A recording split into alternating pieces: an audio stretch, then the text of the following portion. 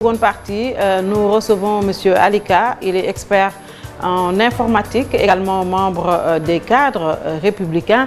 Bonsoir. Bonsoir Binta. Alors, je l'ai dit tantôt, vous êtes expert en informatique dans un contexte où les réseaux sociaux posent un véritable problème au Sénégal. Nous avons même entendu le président dire que le réseau social, surtout le réseau social Facebook, est un cancer. Vous, quelle est votre lecture par rapport à Merci ces cas? beaucoup. Binta, je te remercie de nous avoir l'opportunité d'échanger avec nos concitoyens sénégalais, africains ou du monde de manière générale par rapport à ce contexte géopolitique où les réseaux sociaux reviennent de plus en plus dans des contextes politiques, économiques dans nos États. Alors, il est important pour nous de s'interroger que représentent aujourd'hui ces réseaux sociaux dans le monde, mais particulièrement en Afrique et au Sénégal. Quand vous regardez bien aujourd'hui au niveau mondial, quand on scrute les statistiques, aujourd'hui on est à peu près un peu plus de 4 milliards de comptes actifs sur les réseaux sociaux dans le monde. Ouais. À côté, on est sur une utilisation moyenne par utilisateur autour de 2 heures de temps par utilisateur. À côté de ça également, quand vous regardez bien, quand vous prenez un utilisateur, il a en moyenne entre 4 et 8 plateformes sur lesquelles il est présent. Oui. Et aujourd'hui, sur la population mondiale, on a un peu plus de 50% de la population mondiale qui sont présents sur les réseaux sociaux. C'est quasiment l'ensemble des gens qui sont aujourd'hui sur Internet. Qu'est-ce que ça nous dit? Oui. Ça nous dit que c'est un dispositif, c'est un ensemble d'éléments qui est venu s'incruster dans le quotidien de nos concitoyens.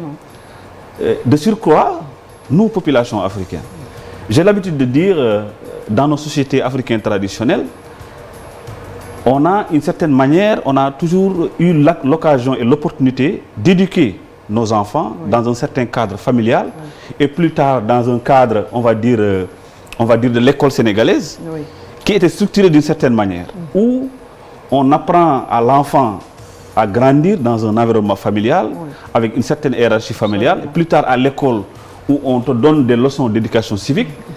Mais aujourd'hui, on est en face de quoi? Où l'enfant à un âge très bas, à partir de 5 ans, 8 ans, on est devant un contact permanent des réseaux sociaux, à partir de 8 ans. Oui. Et aujourd'hui, ce qui se passe, nous, parents, que nous sommes, il n'y a personne d'entre nous qui est préparé à éduquer nos enfants face aux réseaux sociaux. Oui. Quand on descend un peu plus bas, au niveau du Sénégal, par exemple, on fait à peu près une population d'à peu près 17 millions d'habitants. Oui. Si c'est 17 millions d'habitants, parce qu'aujourd'hui, qui parle des réseaux sociaux, parle également de l'accès Internet. Oui. Parle de la présence ou en tout cas de l'utilisation des terminaux mobiles par nos concitoyens. Oui. Aujourd'hui, tu as quasiment chaque Sénégalais, chaque Africain qui a au moins un smartphone ou deux. Donc ça fait à peu près plus de 100% de nos concitoyens. Oui. Donc, quand vous allez plus loin, aujourd'hui plus de 40% de nos concitoyens ont accès à Internet. Oui. Et quand on regarde par rapport aux chiffres de 2021, par rapport à l'utilisation des réseaux sociaux, on est autour de 23%. Oui. Qu'est-ce que ça veut dire?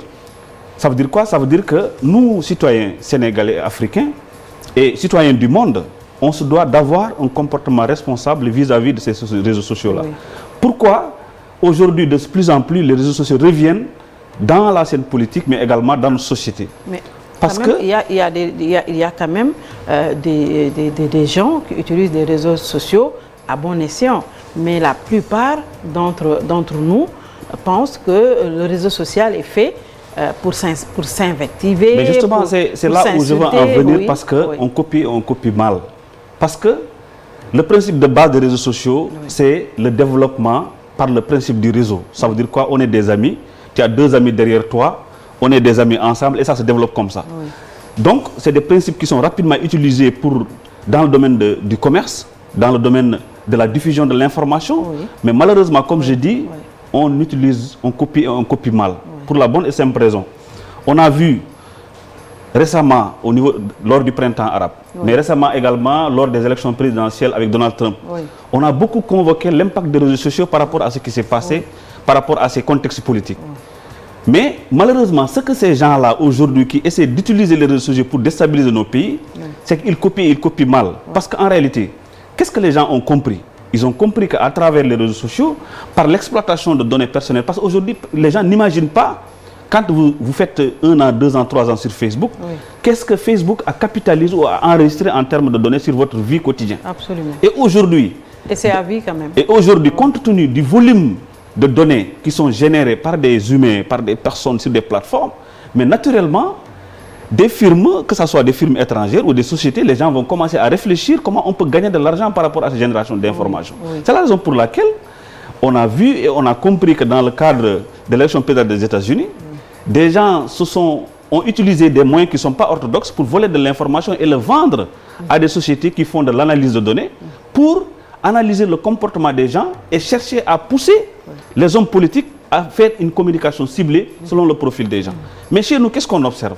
C'est que les gens, ils essaient d'utiliser les réseaux politiques, les réseaux sociaux à des fins politiques, mais ils le font mal, malheureusement. Comment ça? Mais parce qu'aujourd'hui, quand vous regardez bien, ce qu'on est capable de faire sur les réseaux sociaux en termes d'entrepreneuriat, aujourd'hui, pas plus tard qu'aujourd'hui, quand je venais dans cette émission-là, c'est un jeune de Bac plus 1, Bac plus 2, que j'ai vu est en train de faire des créations digitales dans le domaine de l'impression. Aujourd'hui, le petit Sénégalais qui est dans un petit coin qui est en train de faire du commerce est capable d'avoir un client qui est aux États-Unis.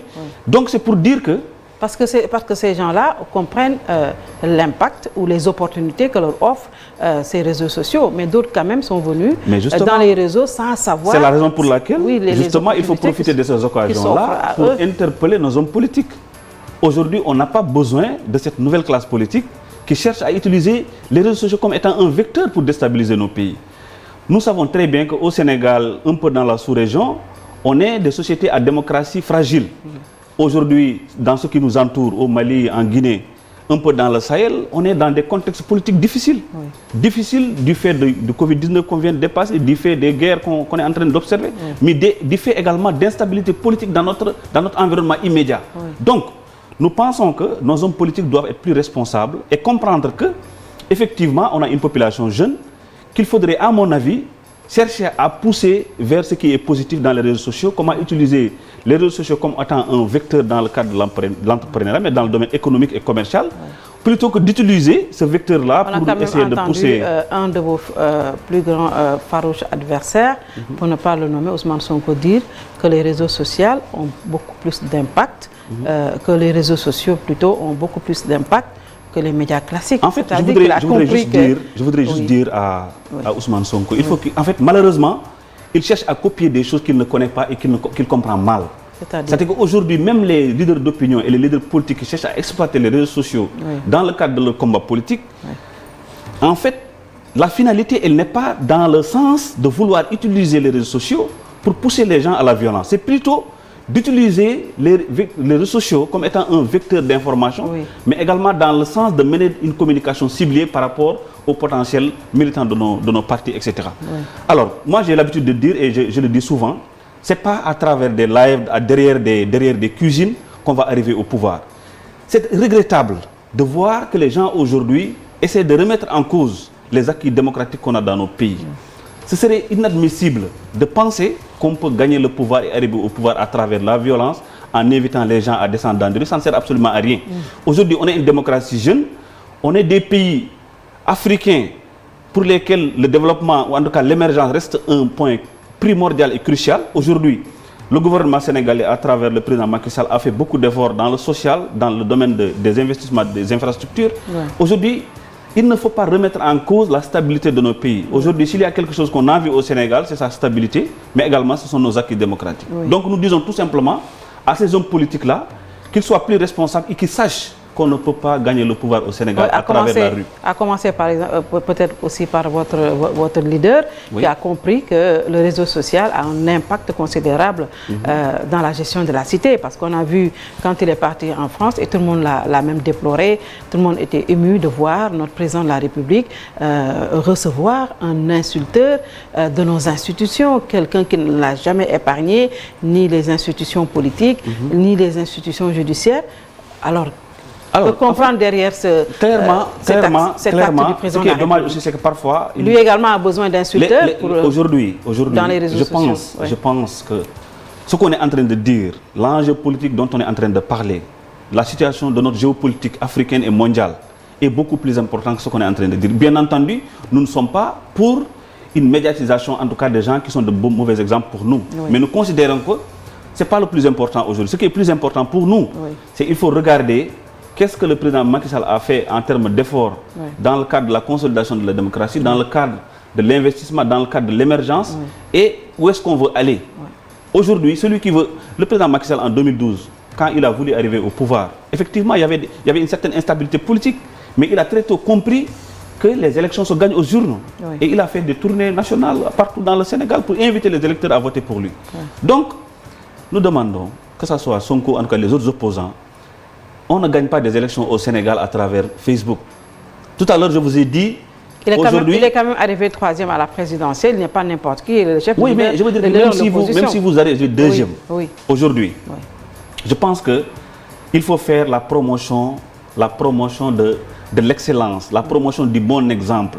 Et j'ai l'habitude de dire également, il faut que Sonko arrête de penser qu'il est le premier inspecteur des impôts du Sénégal, ou bien qu'il est le premier qui est sorti d'école, etc. Le Sénégal regorge de compétences avérées, des gens qui ont fait de grandes écoles, qui sont des exemples dans ce pays-là. Si Sonko a un message à envoyer à la jeunesse sénégalaise, il faut qu'il les invite à s'inspirer de ce qui se passe, de ce qui se fait de bon dans de grands pays comme partout ailleurs dans le monde. Il faut qu'on arrête de pousser notre jeunesse à la violence et à l'insurrection, etc. Oui. Il faut également que vous, de Benno Bokk Yakaar, arrêtiez à vouloir museler l'opposition sénégalaise. Vous avez vu ce qui s'est passé. Partir aux élections, Aminata Tall l'a dénoncé, Mankeur Ndiaye l'a suivi. Vous avez voulu utiliser la justice pour pouvoir écarter de potentiels adversaires. Ce qui est dommage, parfois, en fait, l'opposition sénégalaise surfe sur l'innocence parfois de nos populations. Oui. Mais vous savez pertinemment que en un moment donné, quand on a parlé de dialogue politique, mais il y a des gens qui ont décidé délibérément de ne pas participer à ce dialogue-là. Il n'y a que le parti. Lors des dernières élections législatives, on a assisté à des élections, on avait à peu près 47 listes. Donc aujourd'hui, comment pouvez-vous imaginer du point de vue opérationnel et organisationnel où on organise des élections ou une quarantaine de listes? Moi, je considère que quelqu'un qui ne peut pas réunir un certain nombre de parrainages requis pour participer à des élections ne doit même pas prétendre à faire partie d'une élection. Et aujourd'hui, je pense que des gens qui sont engagés politiquement et responsables doivent savoir aujourd'hui que chacun dans son périmètre a une certaine responsabilité. Ce que les gens oublient, c'est qu'un État, c'est un système, c'est des responsabilités, c'est des organes dans lesquels chaque organe a une responsabilité. Ce qui se passe au niveau de la direction des élections ou au niveau de la Cour suprême, mais chacun est dans son périmètre et gère une responsabilité. Et quand vous êtes appelé à gérer une responsabilité, vous devez l'assumer pleinement. On ne peut pas être dans des sociétés ou dans des États où on doit manipuler ou tripatouiller la loi, ou en tout cas les dispositifs de l'État, par rapport à ce qui plaît à un X ou à un Y. Sauf que je ne comprends pas. Sauf qu'il est dit que si leur droit avait été réellement dit, aujourd'hui, Benno ne serait pas aux élections, encore moins. Vous savez, c'est très simple de dire... Ces deux grandes coalitions ne seraient pas présentes. C'est très simple de dire que le droit n'est pas dit. Et pourtant, quand on a validé leur liste départementale de Dakar, mais ils n'ont pas dit que le droit n'est pas dit. Pourquoi ils n'ont pas dit le contraire? Donc, c'est très simple, quand les choses ne vous arrangent pas et vous dites que le droit n'est pas dit, et quand ça vous arrange, vous dites que le droit est dit. Ça, je trouve que ce n'est pas cohérent. Oui. Et maintenant, quand les opposants veulent exprimer leur colère dans la rue, parce que la marche, elle est dans la Constitution, c'est dans notre charte fondamentale, nous sommes dans un régime déclaratif, on leur dit non, vous ne pouvez pas sortir, vous ne pouvez pas manifester. Mais le 8 dernier, l'opposition a demandé à faire une marche qui a été autorisée, qui a été encadrée. Ils ont fait leur marche, ils ont dit ce qu'ils voulaient. Pourquoi pas vendredi dernier? Oui, mais justement, parce que également, comme j'ai dit tout à l'heure, l'État, c'est des institutions, c'est un dispositif. Aujourd'hui, vous, animateur de télé, ou bien la personne qui gère votre technique en bas, mais il prend des décisions par rapport à un certain nombre de considérations, en fonction, pour l'intérêt de son métier. Aujourd'hui, au même titre qu'on dise que l'État a la responsabilité d'encadrer des manifestants ou d'autoriser des manifestants, mais l'État a la responsabilité de garantir la sécurité des personnes et des biens. Aujourd'hui, il a également la possibilité d'encadrer les marches. On a vu toute cette armada. J'ai envie de vous poser une question. Est-ce qu'aujourd'hui, au Sénégal, on accepte que quelqu'un veuille arriver au pouvoir et vouloir marcher sur des cadavres? Est-ce qu'on accepte qu'on nous mette dans un système où chaque vendredi, on fait des marches? Que pensez-vous des gens qui sont à Colobane, qui sont en train de penser à comment nourrir leur famille? Que pensez-vous des gens qui sont à Sandaga? Les mécaniciens qui sont au centre-ville, qui sont préoccupés comment faire pour faire marcher leur business. Et ce qu'il faut voir, c'est qu'aujourd'hui, au-delà de ces politiciens-là qui n'ont pas d'idées et qui ne savent pas où aller, mais pensez à ces jeunes Sénégalais qui sont dans l'entrepreneuriat, qui ont des entreprises qui veulent le faire marcher. Ils n'ont pas besoin d'un pays où on fait des marches et des regroupements tous les vendredis où on brûle des panneaux. Ils ont besoin d'un pays stable, calme, où on est capable de développer du business. Vous voulez dire à l'opposition de ne pas s'opposer, comme elle veut? Ils peuvent s'opposer. Dans une démocratie, le fait de s'opposer est normal. Oui. Mais je pense qu'il faut rester dans le cadre légal et dans le cadre du raisonnable. Oui. On ne peut pas être dans un système où on dit, aujourd'hui, dire que l'opposition actuelle, je ne dis même pas Sonko, et parfois j'ai même pas envie de prononcer son nom, dire qu'ils ont la volonté de déstabiliser le pays, ça c'est pas un secret de polichinelle, ça c'est clair et ça se voit dans leur manière de faire. Oui. Et alors, qui a la responsabilité de garantir la stabilité du pays et de garantir la sécurité des gens? Oui. Mais c'est l'État. Oui. Donc naturellement, s'il y a une demande de marche, si les conditions se réunissent et qu'on voit qu'il n'y a pas de personnes infiltrées, qu'il n'y a pas un dispositif organisationnel pour mener les gens dans des choses qu'on ne souhaite pas, mais forcément l'État doit prendre ses responsabilités. Mais c'est justement sous votre magistère qu'on a vu des opposants envoyés en prison parce que juste qu'ils ont voulu marcher et on leur a dit non. Et ça aussi, je ne sais pas pourquoi à chaque fois, il faut qu'un opposant aille en prison pour que les gens en parlent. Quand vous allez à Rebeuss ou en tout cas dans un autre centre de détention, il y a combien de Sénégalais? En quoi les Sénégalais sont là-bas et qu'ils sont moins importants qu'un Sonko ou qu'un X ou qu'un Y? On ne l'a pas dit, mais c'est des enfants d'autrui, c'est des citoyens sénégalais. C'est des gens qui ont des problèmes avec la justice sénégalaise. Qu'est-ce qu'ils ont fait, qui, à travers une procédure judiciaire, ont été arrêtés, ont été mis en mandat de dépôt, ont été jugés, ont été condamnés. Oui. Donc, ces opposants, ils ont fait quoi pour être envoyés en prison? Parce qu'ils n'ont pas manifesté. Ils ont vu ils ont manifesté quand même. Parce que le gars qu'on a arrêté, on ne l'a pas arrêté dans sa chambre. On l'a arrêté dans la rue en train d'organiser des gens. Et puis il faut comprendre aussi, moi, citoyen lambda que je suis, ou bien vous ou quelqu'un d'autre, comme je le dis encore une fois, aujourd'hui, le Sénégal, ce n'est pas la rue. L'État sénégalais, c'est des institutions, c'est des dispositifs. C'est un dispositif sécuritaire qui est géré au quotidien. Des gens, à travers des informations, à travers des enquêtes, mais ils prennent des décisions. Oui. On a vu, après ce qui s'est passé, on a vu des choses qui commencent à sortir. On trouve des gens bien organisés qui cherchent coûte que coûte à déstabiliser notre pays.